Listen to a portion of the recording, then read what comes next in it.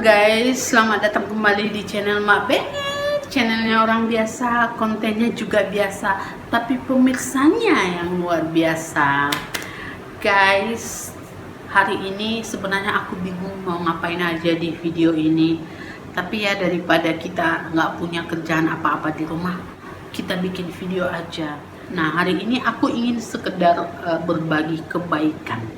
Kebaikan maksudnya bercerita kebaikan, guys, bukan bagi-bagi makanan, guys, gak ada duitku. Jadi maksudku hari ini aku akan menceritakan kebaikan-kebaikan kecil yang selama ini selalu aku lakukan.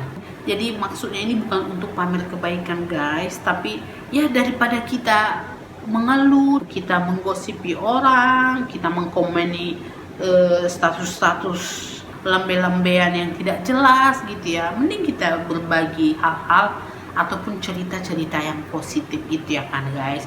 Dan aku yakin bahwa kalian juga punya kebaikan-kebaikan yang kalian lakukan setiap hari, bukan setiap hari, maksudnya yang kerap kalian lakukan gitu ya. Dan mungkin bisa juga kalian share di komen nanti kebaikan-kebaikan apa yang kerap kalian lakukan. Nah, jadi hari ini aku ingin bercerita kebaikan-kebaikan yang memang selalu aku lakukan gitu loh. Nah, apa yang pertama? Yang pertama itu adalah aku tidak pernah menawar saat berbelanja di pasar, guys. Kalian boleh percaya, kalian boleh tidak percaya, tapi aku memang tidak pernah menawar kalau belanja di pasar. Kenapa? Karena prinsipku gini loh, orang-orang yang jualan di pasar itu yang hanya jual kangkung, bayam, jual sapu lidi, apalah, jual tempe, tahu gitulah.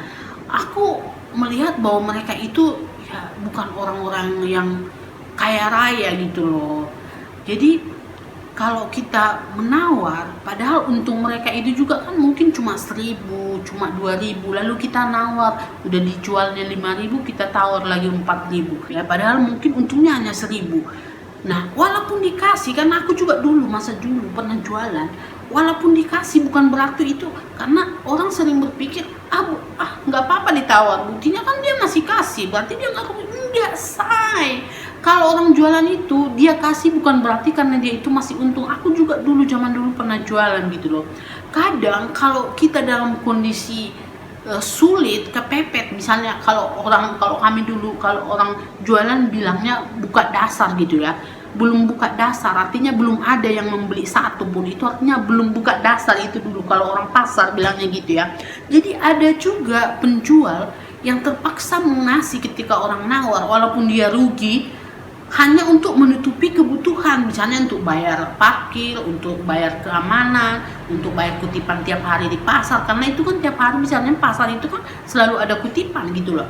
Jadi mereka terpaksa kasih. Waktu kita nawar 4.000 dia kasih 4.000, bukan berarti karena dia untung, bisa aja dia rugi karena untungnya sebenarnya itu hanya 500 gitu loh. Jadi kalau kita beli 5.000 sebenarnya dia untung 500 gitu loh. Tapi ketika tawar 4.000 terpaksa dia kasih, itu karena dia harus menutupi pengeluaran harian itu gitu loh, dan belum ada yang membeli gitu loh.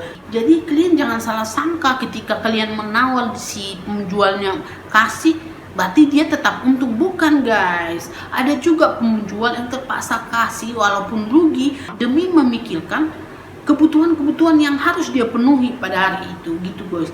Di samping itu ya, kalau kita tawar dari 5.000 menjadi 4.000, 1.000, mungkin kita pikirnya cuma 1.000 doang. Itu di kita ya, nggak apa, cuma 1.000 doang, kan cuma 1.000, apalah 1.000 ya kan. Tapi guys, bayangkan kalau 10 orang yang menawar 5.000, 4.000 dan dia kasih, artinya dia kehilangan 10.000 ya kan. 10.000 itu sudah sangat bermakna bagi dia gitu, guys. Jadi pemikiran seperti itulah yang membuat aku tidak pernah menawar waktu belanja di pasar. Kalian boleh percaya boleh tidak, tapi aku tidak pernah menawar. Bukan karena aku kaya, aku juga miskin, guys, tapi aku selalu merasa bahwa rezekiku masih lebih bagus dibandingkan mereka itu gitu loh, guys. Pemikiran seperti itulah yang membuat aku tidak pernah menawar di pasar. Tapi dengan catatan itu bukan berarti aku mengatakan bahwa orang yang selalu nawar di pasar itu adalah orang yang pelit, orang yang tidak mau membantu, orang yang tidak mau melakukan kebaikan. Bukan gitu ya guys. Kan banyak cara orang untuk membantu. Ada juga dia suka nawar tapi ternyata suka membantu tetangga, begitu loh guys. Jadi ini aku hanya berbicara tentang prinsip aku, dan aku menganggap itu adalah kebaikan yang aku lakukan. Tidak mau menawar di pasar bukan berarti orang yang menawar itu tidak baik ya guys. Kalian jangan pelintir guys. Jadi takut aku ya kan. Jangan pula langsung kalian komen di bawah, oh jadi maksudmu aku yang suka menawar itu tidak baik, itu ya nak pengen. Bukan guys, itu hanya menurut prinsip aku ya. Jadi kalau tidak sesuai dengan prinsip aku belum tentu nggak baik itu guys. Nah kemudian kebaikan yang kedua itu adalah aku selalu memberikan donasi setiap belanja di swalayan dengan tanda kutip jika ada kelebihan receh gitu loh. Jadi misalnya ketika aku belanja totalnya 73.700, maka biasanya aku akan bilang sama si mbaknya, mbak yang 300-nya donasi aja ya, atau yang 1.300-nya tambahin donasi 1.300 gitu. Jadi dari 73.700 menjadi 75.000 gitulah. Tujuanku itu di samping selain berdonasi yaitu membantu tanpa memberatkan kita. Berapalah arti 300 perak ya kan? Berapalah arti 1.300 ya kan? Nah, di samping untuk berdonasi, tujuanku juga untuk memudahkan uang kembalian gitu. Jadi nggak capek-capek gitu kan cari receh gitu kan. Kalau 75.000 kita kasih 80.000 kan tinggal balikin 5.000. Nggak usah lagi cari receh gitu guys. Nah, jadi aku selalu begitu. Selalu aku tanya berapa, misalnya 107.000. Kalau 107.000 ya aku nggak donasi ya kan. Tapi misalnya kalau 109.500 ya aku bilang donasi mbak ya 500 gitu loh. Nah jadi ini selalu aku terapkan setiap aku belanja di swalayan. Mungkin ada juga yang bilang, jangan donasi, katanya uang donasi itu begini gitu loh, katanya uang donasi itu nggak benar, mereka makan sendiri. Oh my god, jangan sujon begitu guys.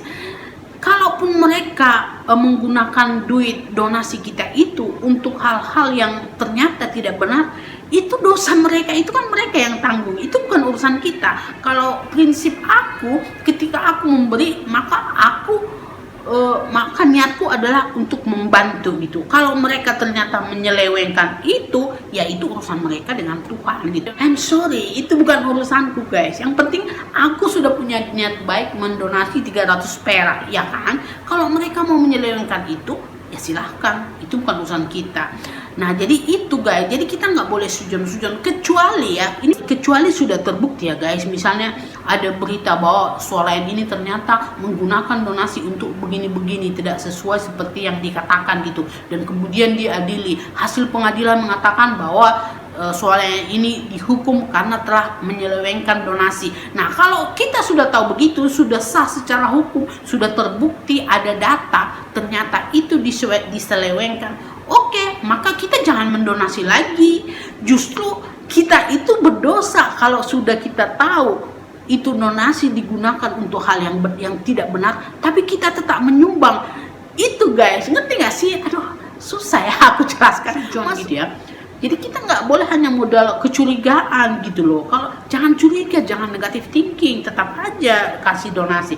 Tapi kalau sudah terbukti secara nyata dan sah bahwa duit itu memang digunakan untuk hal yang tidak benar, maka kita wajib untuk tidak menyumbang lagi. Karena kalau kita tetap menyumbang padahal kita sudah tahu donasi itu digunakan untuk yang tidak benar, berarti secara tidak langsung kita mendukung mereka melakukan hal yang tidak benar. Itu dosa guys, rempong sekali masalah dosa ini ya.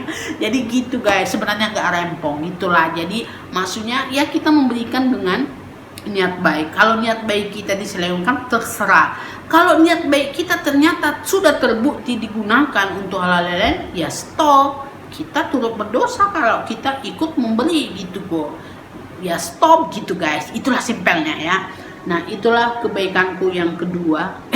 Itulah kebaikan receh yang kedua yang sering aku lakukan. Kemudian yang ketiga ialah aku tidak pernah memprint struk di ATM kalau tidak perlu. Nah ini ngerti ya. Jadi misalnya kalau kita ke ATM, kita kan selalu, kalau misalnya kita lagi ambil duit, kan selalu ada tulisan apakah Anda ingin mencetak stroke gitu ya. Kalau kita hanya mengambil duit dan kita nggak butuh stroke, ngapain kita print coba, ya kan? Nggak ada, untuk apa, toh kita buang, ya kan? Nggak usah print. Tapi kalau misalnya kita mau transfer pembayaran dan buktinya harus ada, ya print, silahkan print, karena kan kita perlu bukti gitu ya. Tapi kalau hanya untuk sekedar cek saldo, hanya untuk ATM, hanya untuk transfer ke suami atau ke anak yang nggak butuh bukti, tidak usah print. Kita tidak usah print. Kenapa? Karena dengan kita tidak usah print, kita sebenarnya turut menghemat penggunaan kertas, guys. Mungkin kalian pikir, alah, awak juga ke ATM paling sekali seminggu, paling juga satu kertas doang. Nah, begitulah guys, ketika Anda berpikir seperti itu, miliaran manusia lain juga berpikir seperti itu. Terus berapa lah itu? Cuma sekali seminggu kok. Nah, cuma bayangkan 1 miliar orang berpikir begitu gitu loh. Jadi maksudnya guys, kalau kita tidak print, tidak usah print, artinya kan kita turut menghemat penggunaan kertas.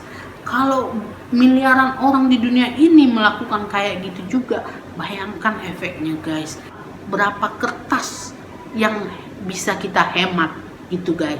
Jadi dengan langkah kecil yang kita anggap remeh, nggak ngefek gitu, sebenarnya kita sudah turut menyelamatkan lingkungan guys. Jadi kita harus memulai dari hal-hal yang paling kecil.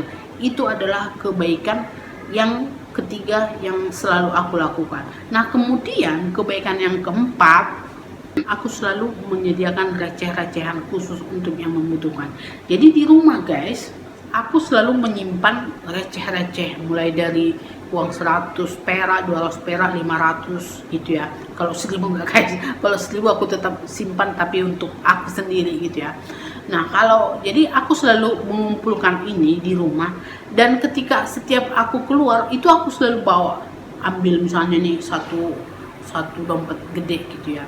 Jadi kalau aku ke pasar, aku ketemu misalnya dengan pengamen, itu biasanya aku selalu ambil seberapa dapat, aku masukkan ke uang itu, aku masukkan ke tempat kantongannya. Ketemu siapa yang membutuhkan, yang misalnya, jadi kalau misalnya naik angkot gitu ya, ketemu pengemis, atau di pinggir jalan ketemu pengamen, itu aku selalu ambil dan selalu kasih. Nah guys, ini sebenarnya kebiasaan yang keempat ini baru aku lakukan beberapa tahun belakangan. Kalau sebelumnya guys, aku itu agak gimana ya, aku itu sangat kesal sama pengamen yang belum apa-apa udah ngancem gitu ya. Kan ada tuh ya, banyak ya pengamen ya, belum dia nyanyi udah boleh, daripada kami membunuh, ya kan, daripada kami nyopet, belum dia mulai nyanyi udah dia ngancam nih, daripada kami nyopet katanya kan. Pernah nggak kalian ketemu gitu, ya kan, daripada kami nyopet gitu, udah dibilang artinya daripada kami nyopet mending Anda kasih gitu ya. Jadi uang 1000 tidak membuat Anda miskin, begitu ya kan. Nah dulu kalau aku ketemu pengamen kayak gini, sampai berat darah juga gak aku kasih guys. Udah duluan kesal aku dibuatnya gitu. Padahal dulu ya, kalau aku ketemu dulu prinsipku ketemu pengamen, kalau suaranya bagus, aku tuh gak segan-segan kasih banyak. Kalau suaranya bagus, kalau suaranya nggak bagus tapi dia sopan, tetap aku kasih sebisa yang aku kasih. Kalau suaranya jelek bikin aku makin stres ya kan, udah tahu panas di Kopaja ya kan, makin nyanyi lagi, suaranya udah kayak kaleng-kaleng gitu kan, tambah stres, nggak aku kasih tuh. Jadi dulu prinsipku kasih pengamen itu udah profesional guys. Kalau dia bagus aku kasih, kalau dia nggak bagus pun tapi sopan, tapi ada sopan santun dan etika aku kasih. Tapi kalau bikin pikiranku makin stres, nggak aku kasih tuh, bolak-balik juga nggak aku kasih. Itu dulu. Tapi belakang ini aku lebih mungkin semakin tua kita semakin bijaksana gitu ya guys ya, atau semakin bodoh gitu pikir. Tapi ujung-ujungnya aku jadi berpikir, orang nggak akan melakukan itu kalau dia banyak duit. Semuanya bermuara pada ketidakadaan gitu loh. Siapa tahu kalau aku juga kayak gitu, aku juga terpaksa menggunakan ancaman seperti itu, ya kan.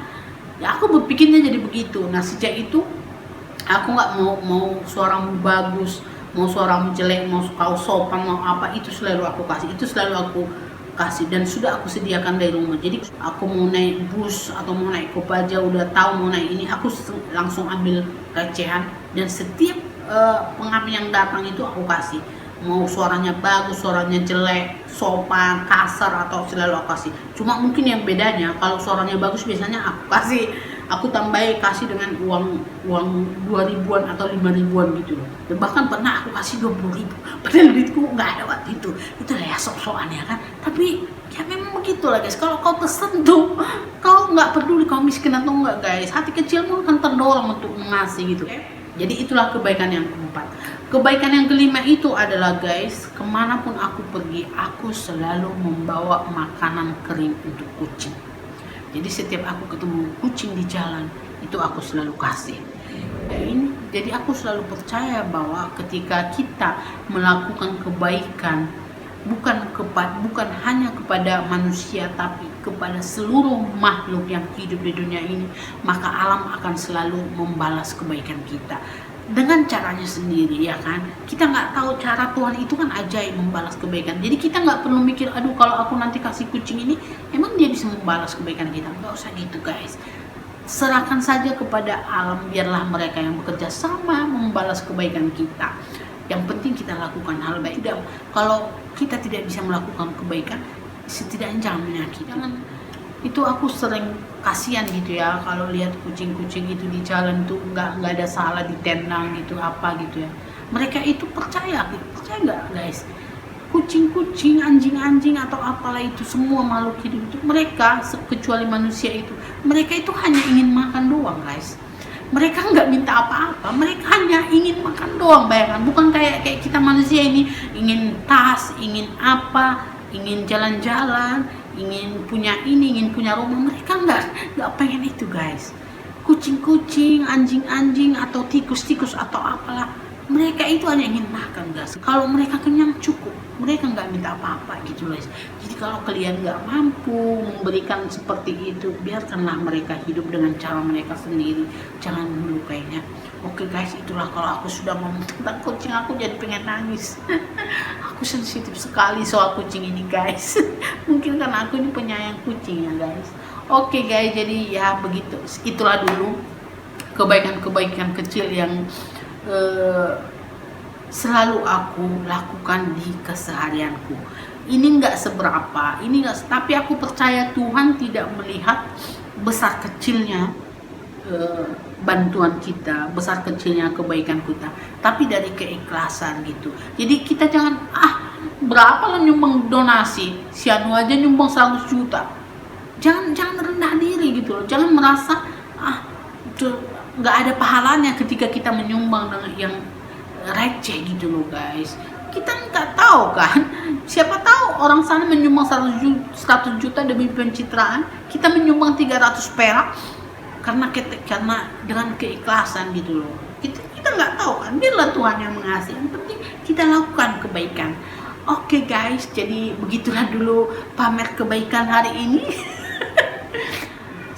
Semoga kita selalu sehat. Kita berdoa semoga COVID-19 ini cepat berlalu. Oke guys, kalau kalian punya lahan di rumah, tanamilah lahan kalian dengan tanaman-tanaman seperti singkong, ubi, bayam, kangkung, jagung, pokoknya tanaman-tanaman yang bisa berbuah dalam jangka waktu bulanan gitu loh guys.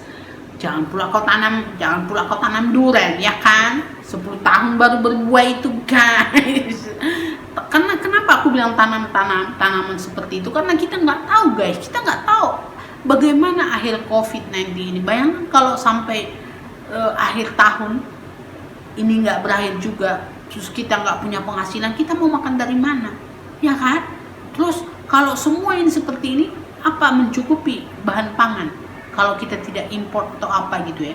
Jadi ya ini bukan pamer, tapi kalau memang punya lahan ya, jadi nggak ada salahnya kalian tanami tanaman-tanaman kalau kalian punya lahan. Jangan pula kau tanami di lahan orang, dilaporkan kau ketua RT. Oke guys, sampai di sini dulu, sampai ketemu di video-video selanjutnya. Jangan lupa subscribe, like dan share.